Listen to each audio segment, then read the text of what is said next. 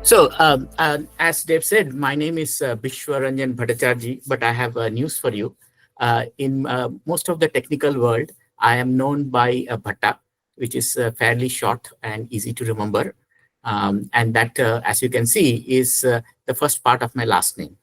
I'm a senior technical staff member, and as part of my role, I lead projects, technical projects. I'm also a master inventor, which means that among other things, I also am a chair of a patent evaluation committee in IBM, across IBM. And I'm part of IBM Research, and my office is in the Thomas J. Watson Research Center in New York. That's approximately, say, 1 hour north of Manhattan. The topic that I'm going to cover is GneissWeb, preparing high-quality data for large language models at scale. If you recall, one of my teammates, Shahrukh, had actually given an overview in the month of March, in the early month of March. I will try to complement his presentation and perhaps go into slight more details into things that he did not cover, or which I think would be good to know. Okay, so it's not a prerequisite for you to have attended that one, because I will cover some of the basics too.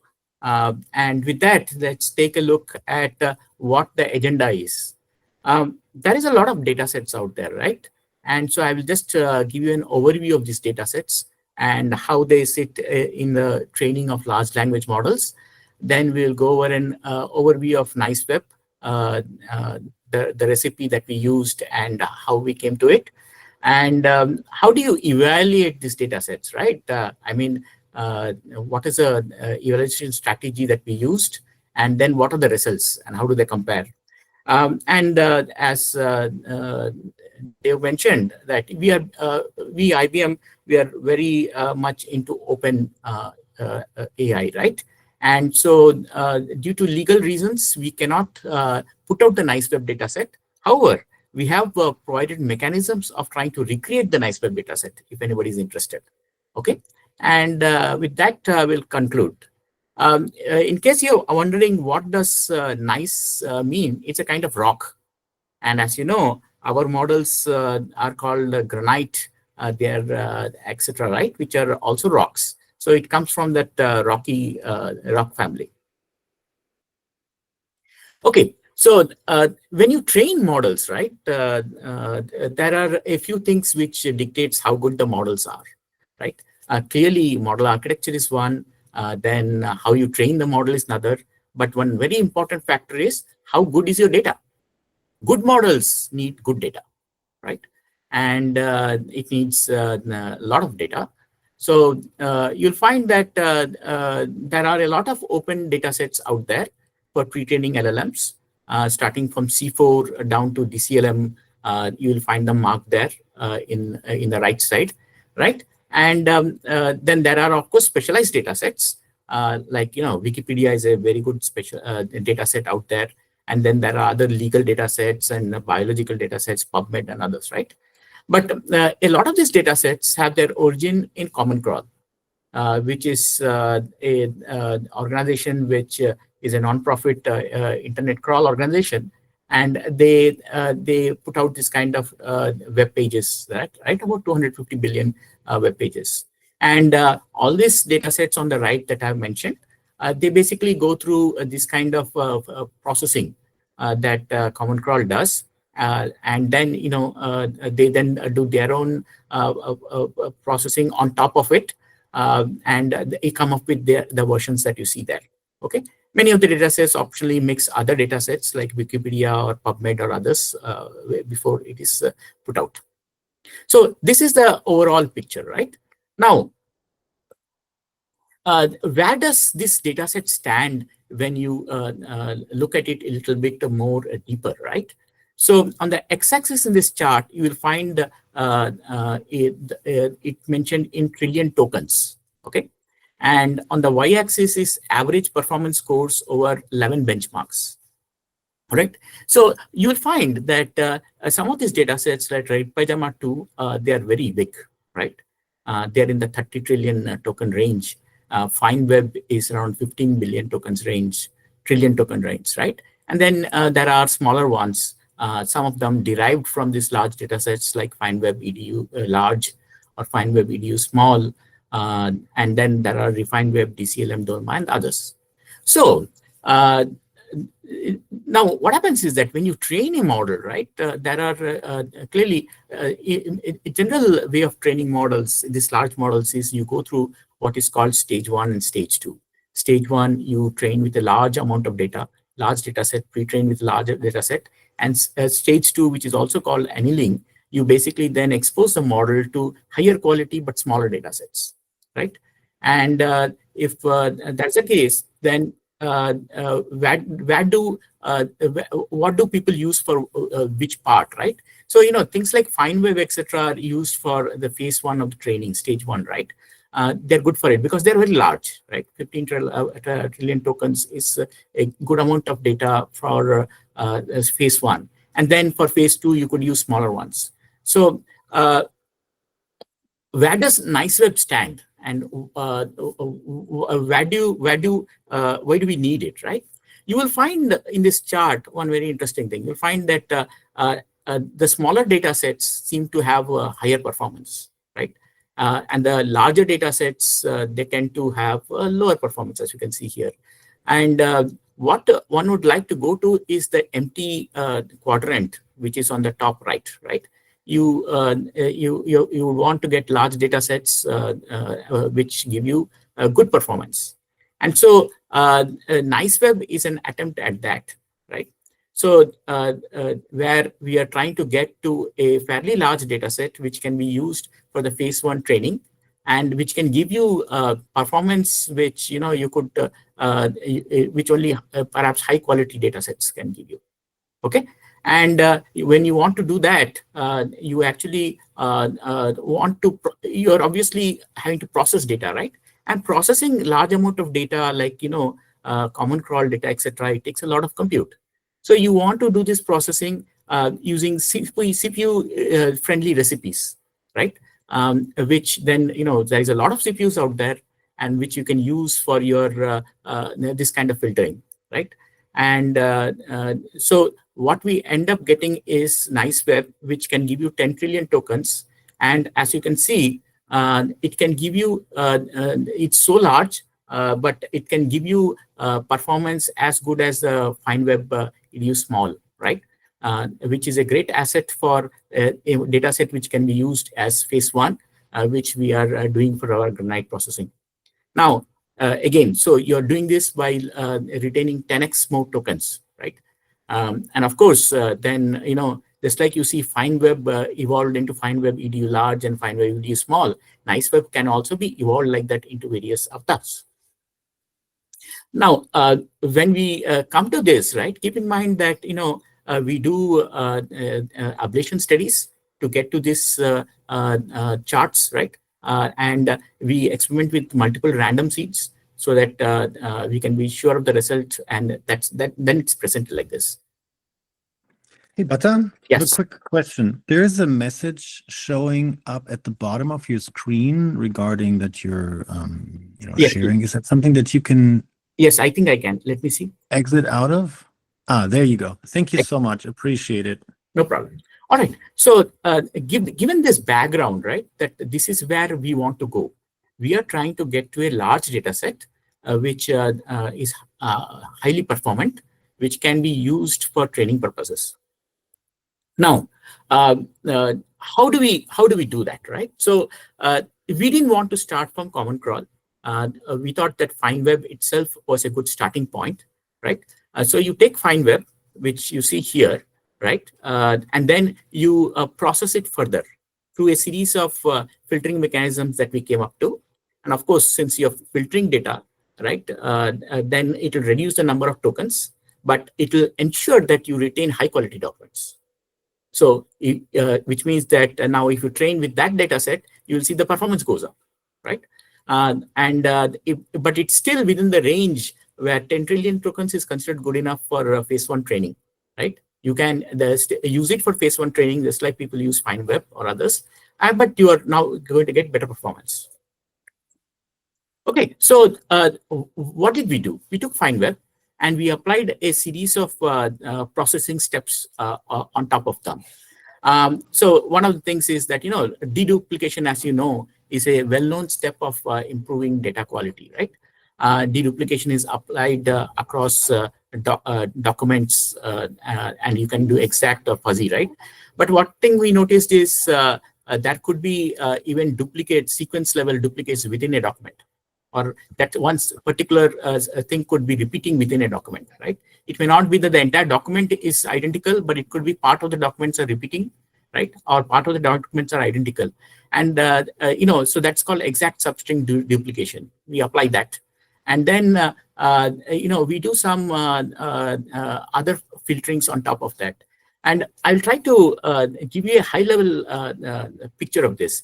We do have a paper out there in arXiv, okay, by the name of GneissWeb, and I will show you a link to it later. And that provides you a lot of details, right? So I'll try to just touch on the intuition of what we did, which will help you understand that. So let's consider one particular thing, right? Readability. So you have documents out there, right? And the documents could be written by people with different writing skills. It could be also from different subjects. For example, a document written by a lawyer, right, is very different from a document written by, let's say, ordinary person, a grad, okay? And a document related to science could be perhaps a little difficult to understand compared to a document related to a story for a child, right? So if we understand this, then we can take advantage of it. How do we can we take advantage of it? What we can do is we can say that, okay, I will take GneissWeb. I will first try to find out the document belongs to which category, right?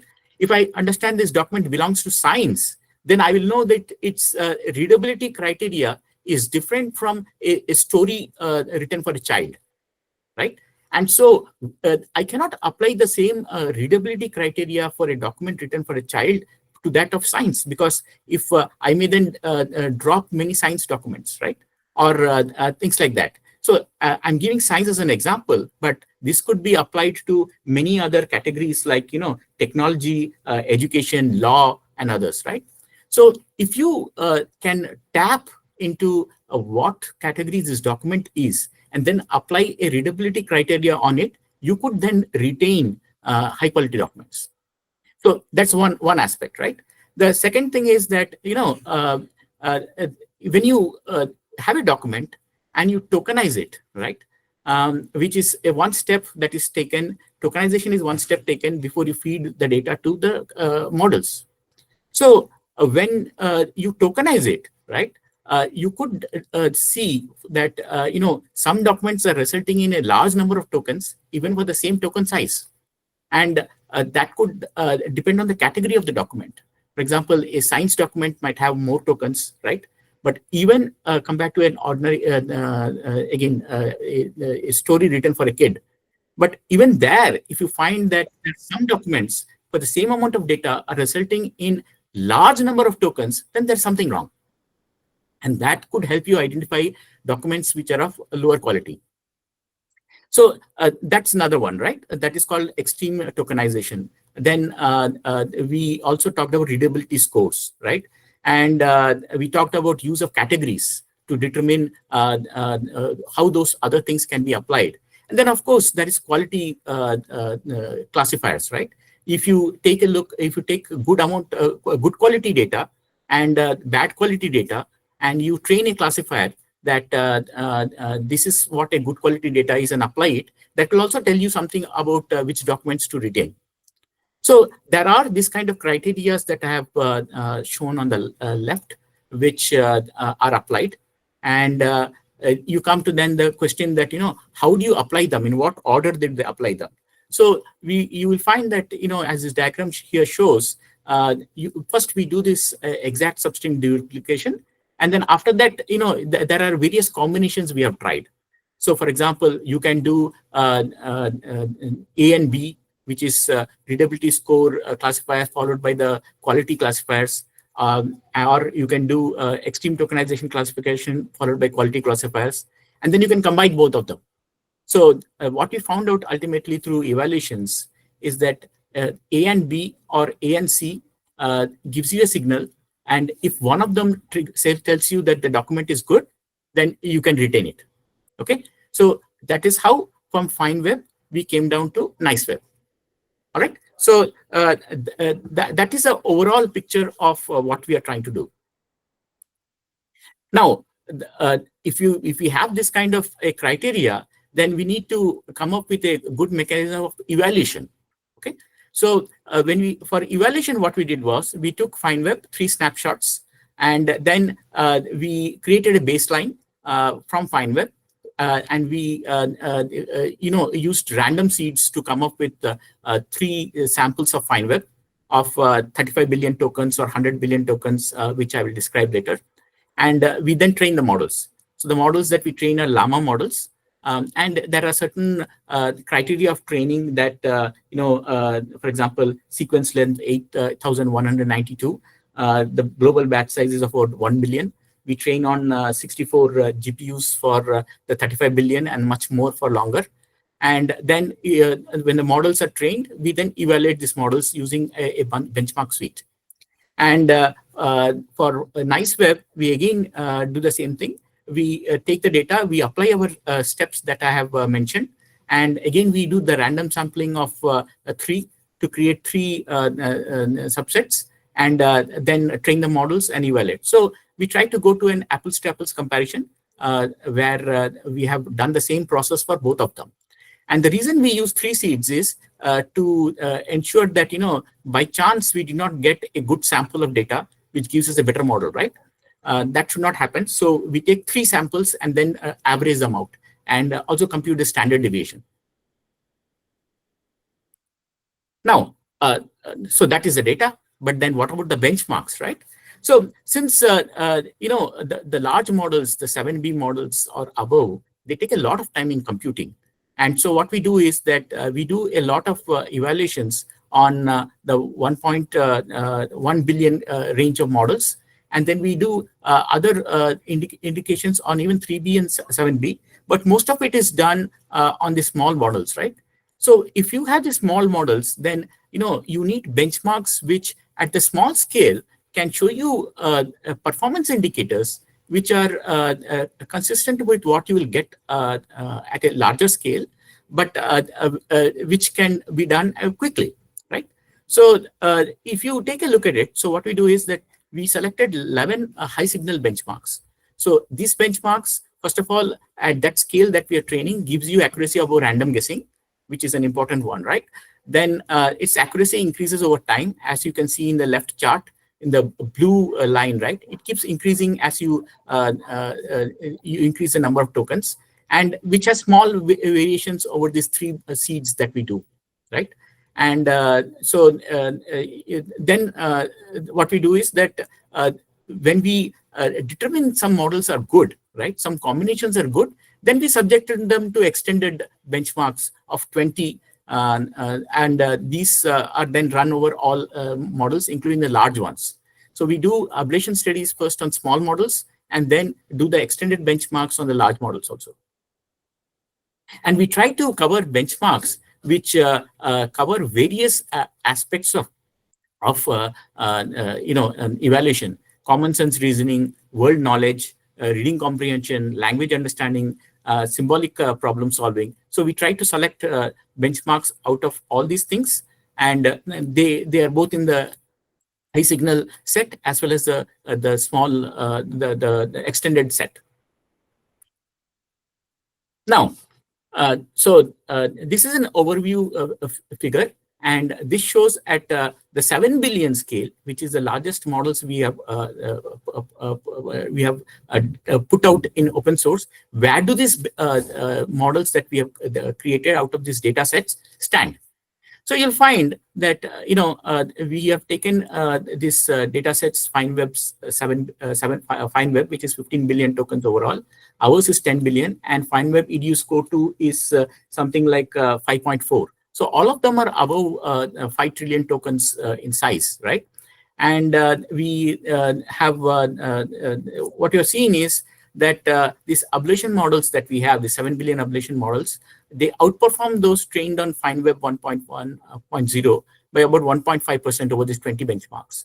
And 1.5% is actually a good figure if you see how things have improved with other incremental changes people have done in the past. All right. So these models, right, they are out there for you to play with.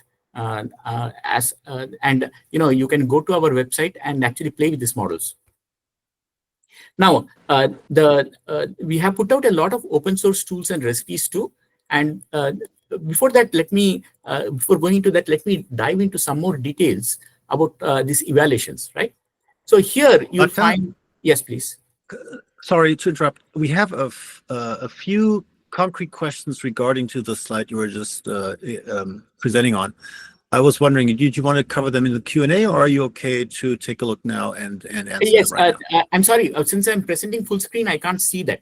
But if you tell me the questions. Yeah. So the first question is from Ferenc.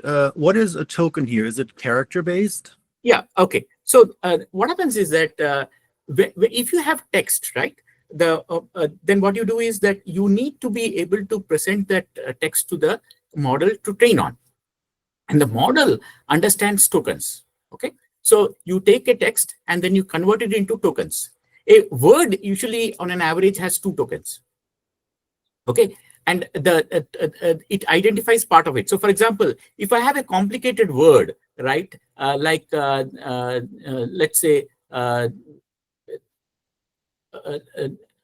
arrival, okay, let's say, okay, and it might, that word it might understand, and it might represent it with 1 token, okay, but there could be something even bigger like atmosphere, and the model might not, in the tokens, right, that might not be a representation for atmosphere, but that could be a representation for atom and something else, right? So it could break it down into multiple tokens. And so it takes the text that you present during training, and you break it down into tokens, and those tokens are then given to the model for training.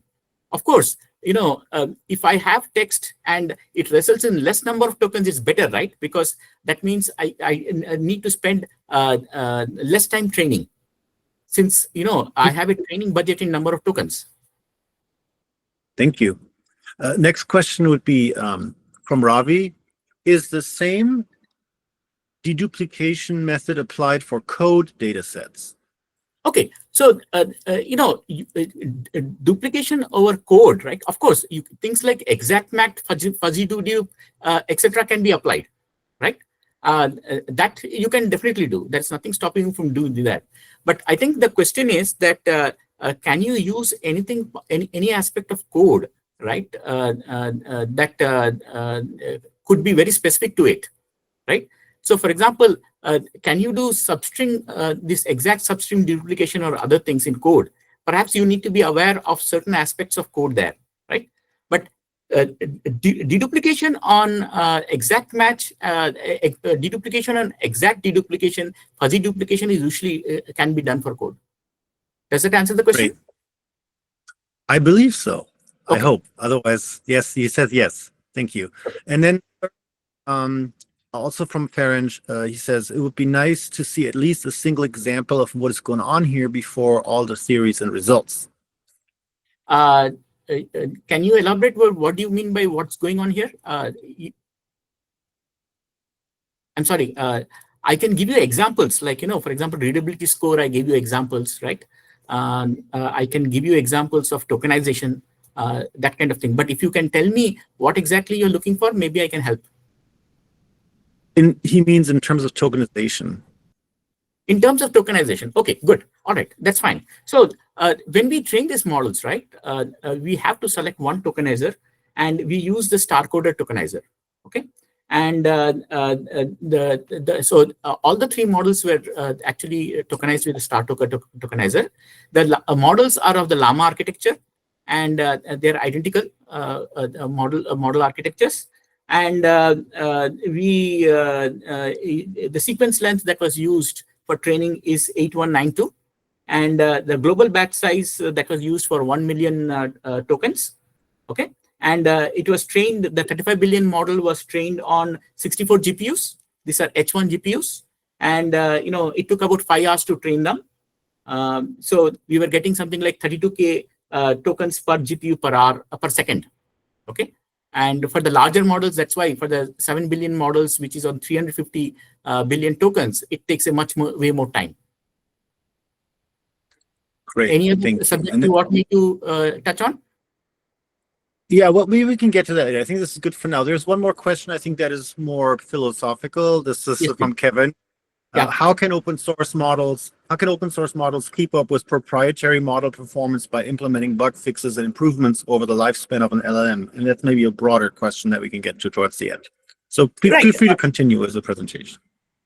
Okay, I will come to this question. This is an interesting question, and let's discuss this at the end of the presentation. Okay. Thank you.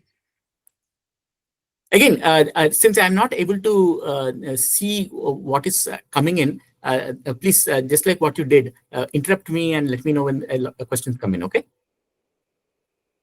So now, let's dive a little bit more into it, right? So here is the same figures, but in a little more detail. So you will find here that we have shown on the left chart, right? The data sets, the popular data sets out there, the size of the data sets, and how they do on these high signal evaluation tasks and the extended evaluation tasks. So you'll see that, despite GneissWeb being larger than FineWeb EDU, right, it is actually performing better. All right. And if FineWeb V1, which is much larger, there is a bigger difference. All right. And the percentages of how well we do is shown in the right side. It's about 2% larger for FineWeb 1.110 and 1.49 for the 20 extended benchmarks. And in many of these things, it performs similar to FineWeb EDU, which, despite the fact that it has 10x more tokens, means that you have more flexibility in how you can use it for the pre-training stage. Now, one thing we have noticed is the following, okay? And this is an interesting point. We went from 1 billion plus models, parameter models, to 3 billions and then 7 billions. And you'll notice here, as we train more, right, and the models are larger, you can actually see the difference much more clearly here, right? You'll see that now GneissWeb actually even outperforms FineWeb EDU score 2. Right, and you'll find that the differences between FineWeb and GneissWeb has actually increased. That's because a higher quality data, you are now feeding it higher quality data for a larger number of tokens, and you're training for a larger time, and the model is larger, so it's able to absorb more, and then you can see the difference increases. Okay, and from 3 billion, when you go to 7 billion, now it becomes even more visible. And most of the models that are out there, you'll find they are in the not perhaps in the 1 billion range. They're in the 3, 7, and higher ranges, right? So it shows you the promise of GneissWeb. As we go up or we use large data sets, which is actually what people do. Now, these benchmarks, they basically covered a lot of different aspects of benchmarking or tasks, right? As I told you previously, there is common sense reasoning, there's language understanding, there's reading comprehension, there is word language, and symbolic problem solving. Okay, so now let's consider this, right? If you break it down and look inside, how is GneissWeb doing compared to FineWeb V1.1.0 or Score 2? You'll find that in general, GneissWeb outperforms other data sets in everything except world knowledge. Now, this is intuitively, this makes a lot of sense, right? Because EDU, FineWeb EDU is educational material, right? And focused primarily only on education. So on world knowledge, which is which has benchmarks in that space, EDU is performing a little better, right? But on all the other tasks and including the average, you'll find it's GneissWeb which does better. So you can see that if you want to use this for a really wide-ranging number of tasks, then GneissWeb is a good data set to use for your training purpose. Okay, now let's come to what's available there for you. Okay, and Shahrukh in his talk, right, he talked about the data prep kit transform for each of the recipe steps. And given that he spent a lot of time on that, I'm going to skip that part. Okay, but if you were to click on any of this link here, right, you will go to a blog post which is available there that we can go and take a look at. I'm assuming you are still able to see my screen. Yes, you can. Okay, so there's a blog post out there, and then you can come back here, and this is a technical paper I was talking about. You will get a lot of details here. Okay, and it's a long paper, but it will give you the details if you really are interested in that. And then there are ablation models, right? So for example, these ablation models that we put out is 7 billion parameter models trained on 350 billion tokens. And you can come here, you will see that the models are there. There's a description of how to use them and things like that. Then you can come down here, and now there are other things to aid you. For example, there are Jupyter notebooks available there for filtering a Parquet file. Usually data is stored in Parquet files and then tokenized and then given to this one, right? So you can if you have access to the Parquet files of a common crawl or FineWeb, you can use our mechanisms to process it.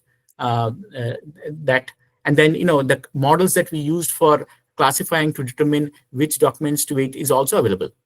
All right. So and plus that there's one mechanism that we have put in. I'm going to cover that because Shahrukh focused on the data prep kit. I will cover the Bloom filter part of it. So as I said, the data prep kit Shahrukh covered. Let me focus on the Bloom filter. Right. We want to give people, because of legal reasons, we are not able to put the data set out there. But we believe in openness, so we are putting out mechanisms to help you recreate if anybody is interested in that, right? So a Bloom filter is actually a mechanism where you can determine, and it's a generally widely used mechanism in which you can determine. It goes through what's called a build phase and a probe phase. In the build phase, you can tell it that okay, these are the documents or IDs that I'm interested in. And the Bloom filter is set during this build phase. And during the probe phase, you can determine whether any document you have is there or not. Okay, and so it's a very efficient mechanism. It does result in some false positives, and there's a mechanism of calculating how much false positives you might get. The false positives become less when you give it a lot more memory, right? And when you decrease the amount of memory, then the false positives could increase. So in this case, what we did is we decided that we will take the document IDs that are there that come with the with each document of FineWeb, which is also common to Common Crawl. So if someone has access to just the vanilla Common Crawl, they can use it. And then we created this Bloom filter. This Bloom filter goes and sets bits in a bitmap, right? And it then the bit is set if the document is part of GneissWeb. So if you have FineWeb, which is 15 billion documents, and you want to filter that and get to GneissWeb, then since we have set which document IDs of GneissWeb are there in this Bloom filter, if you take any document of FineWeb and probe this Bloom filter and try to determine whether it qualifies, it will tell you whether it's part of GneissWeb. Okay, so we have provided you functions so that you can do that easily. And the way it works is that you take FineWeb or Common Crawl, and you can take FineWeb, for example, streaming coming from the Hugging Face website, or you can take a snapshot or some Parquet files and put it local disk and then read, right? So the input is a Parquet file, and there's a notebook and a DPK transform, which can take these documents one document at a time from the Parquet file and probe the Bloom filter. So the Bloom filter is of 28 GB in size, and if you have a laptop of something like 64 GB, you can run it even in a laptop. Okay, there's a notebook that helps you there, and for every document, it adds one extra field to the Parquet file, which is it is in GneissWeb or not, right? And then based on that, you can either retain the document or just mark it down. And so you will at this stage relatively quickly be able to come to an approximation of GneissWeb. Now, why do I say approximation? Because a Bloom filter gives you some amount of false positives. In this case, since we have 12 billion documents, and we have set the size to be something which can fit in a laptop, right? The false positive rates is about 0.0001, which means it's fairly small, right? We could have created Bloom filters of smaller size, but it could result in much higher false positive rates. And so this is available out there, and we have open sourced it also. So if you go here, you'll find that that Bloom filters are there. So I come here.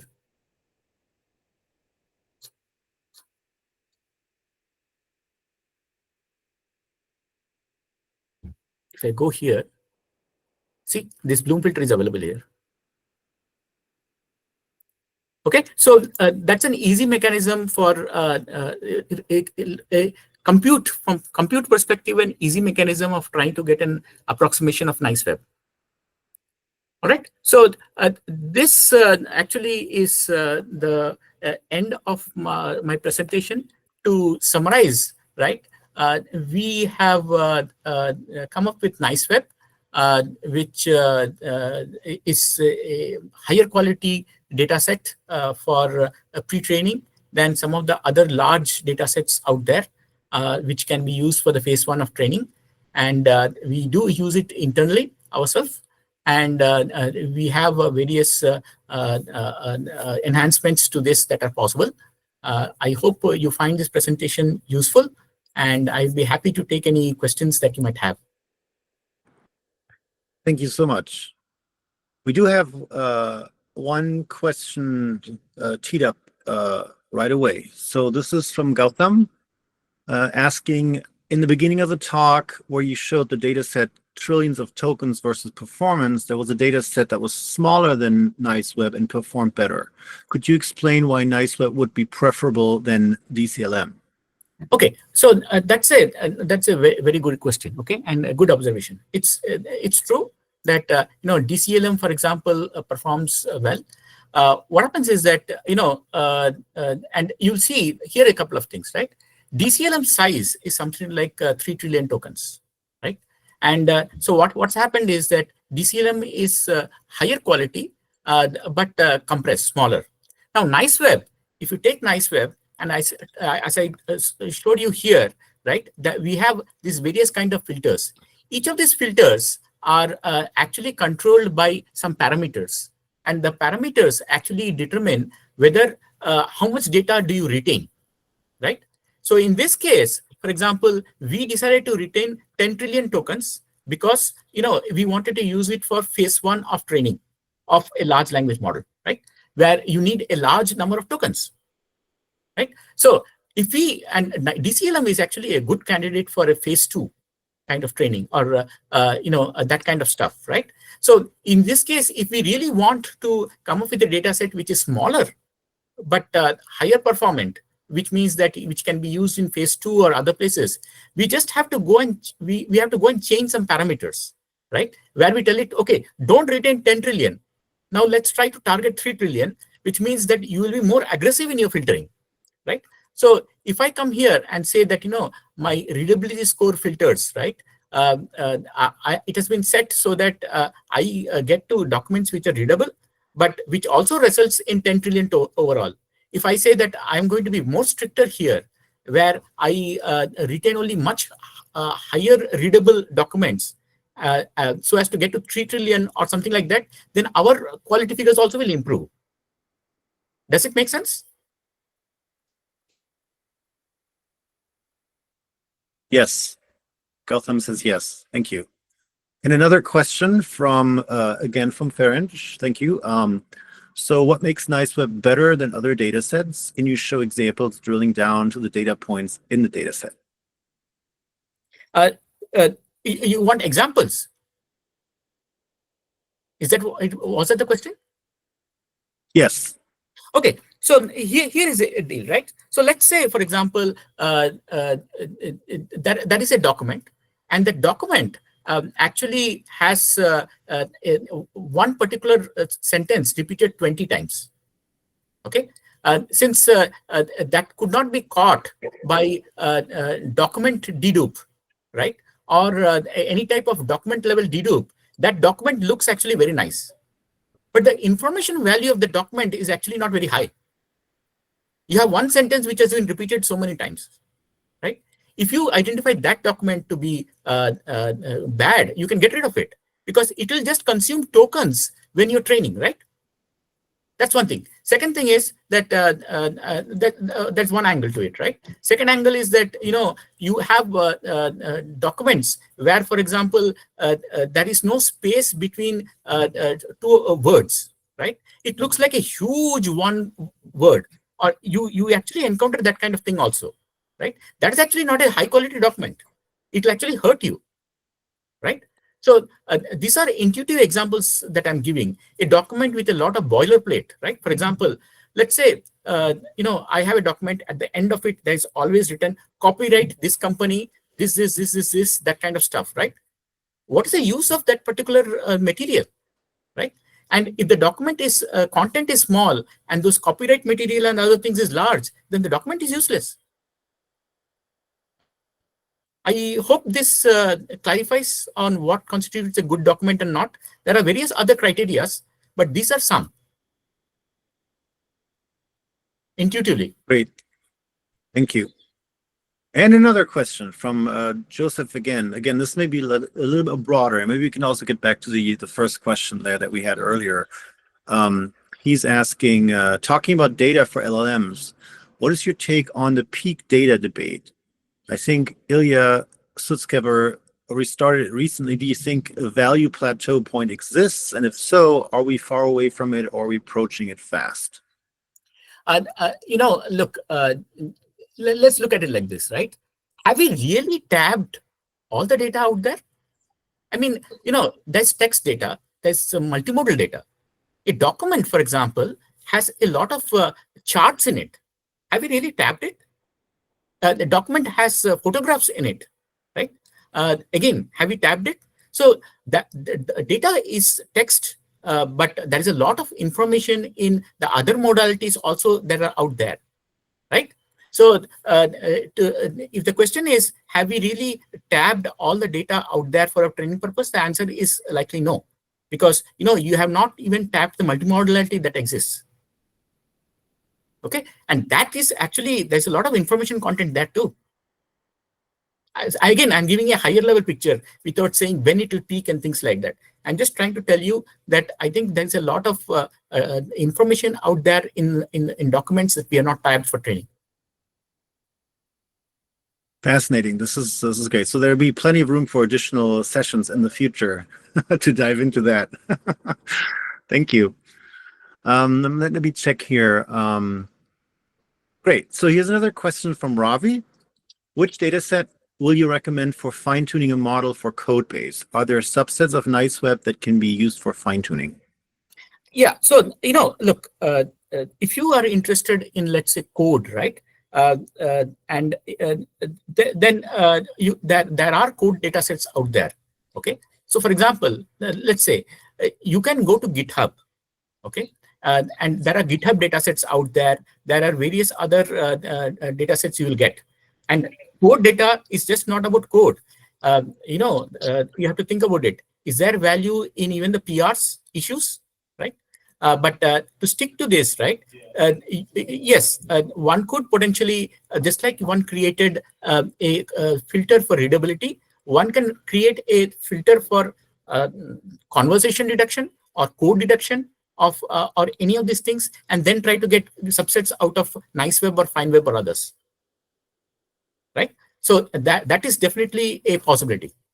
And just like, for example, people can, if you can come up with, fineweb.edu, which is for educational, clearly the same mechanism, what they do there is that they basically get a model to tell you the educational score of a document, right? Think about it like this, that you can do the same thing for code, right? You can say that, okay, I'm going to get an LLM to first tell me what is the code content in this document, whether it's code related or not.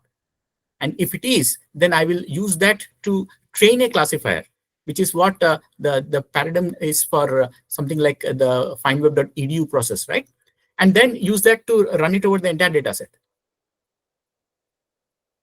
Does it make sense? Excellent. I think so. I hope so. Great. Thank you, says Ravi. And then we're almost at the top of the hour here. So we want to respect everyone's time. And thank you again for joining us today. A couple more questions. Again from Gautam. So has GneissWeb gone through much better filtering and effective deduplication than other data sets? Is one question. And the other from Jayant is, in the training stage, was there a difference in iterations needed for reaching similar results compared to other data sets? And maybe that's then how we wrap up. All right. So sorry, Tim, can you repeat the first question? Yes. So the first question is, has GneissWeb gone through much better filtering and effective deduplication than other data sets?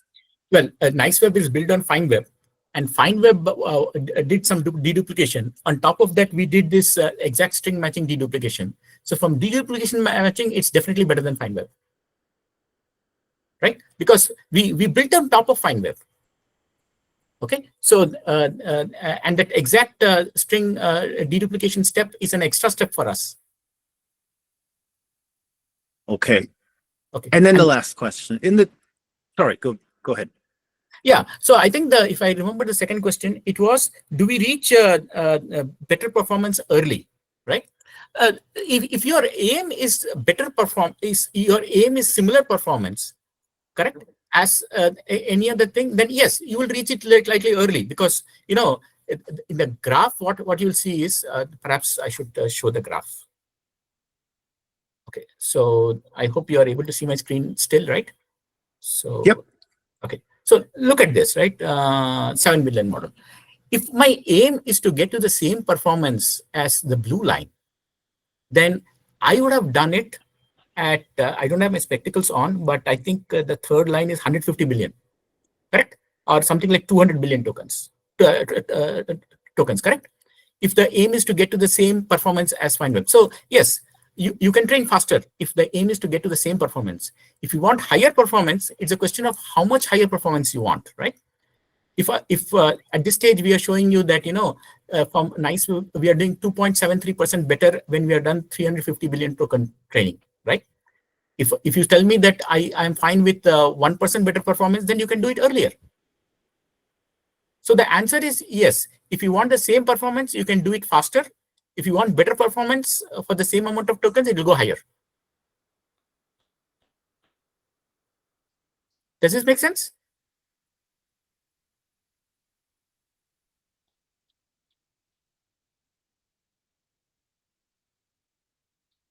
I hope so.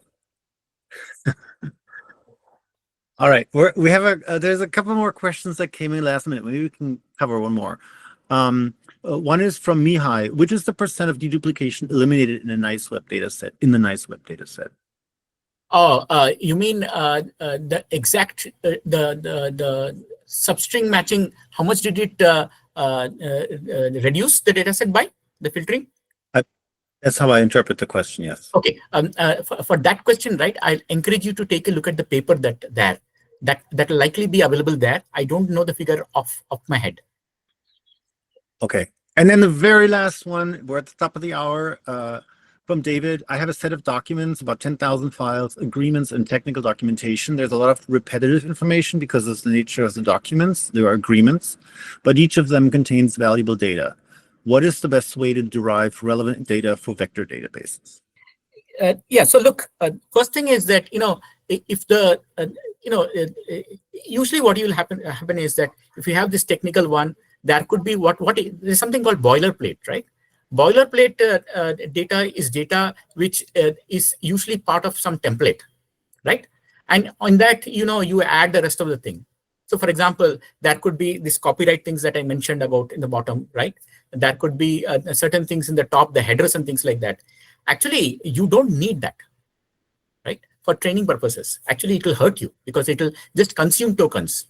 So if you can do boilerplate removal, right, then you can get to the actual core meat content that you have, which is a useful part for training. Okay, so that's one aspect of how to get to a cleaner data, whether it be technical content or anything else, right? But Tim, I think that was the second part of the question. Yes. Well, what is the best way to derive relevant data for vector database? I think you refer to that, right? With the So for vector databases, right, what are you doing? Let's say you want to store an embedding, right?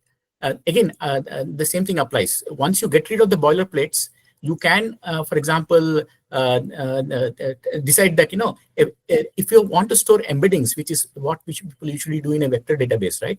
You have to determine the context length and try to create one embedding for each, perhaps paragraph or things like that, right? You can then either average them and have one embedding for the entire document after removing the boilerplate, after creating this kind of things. So there are mechanisms in which, based on what you want to store on the vector database, you can create representations of paragraphs or other things and then store them. All right. Thank you so much. This is very good. We're a little over. Thank you, everyone, for your patience. I think I hand it over to Dave if you have any parting messages.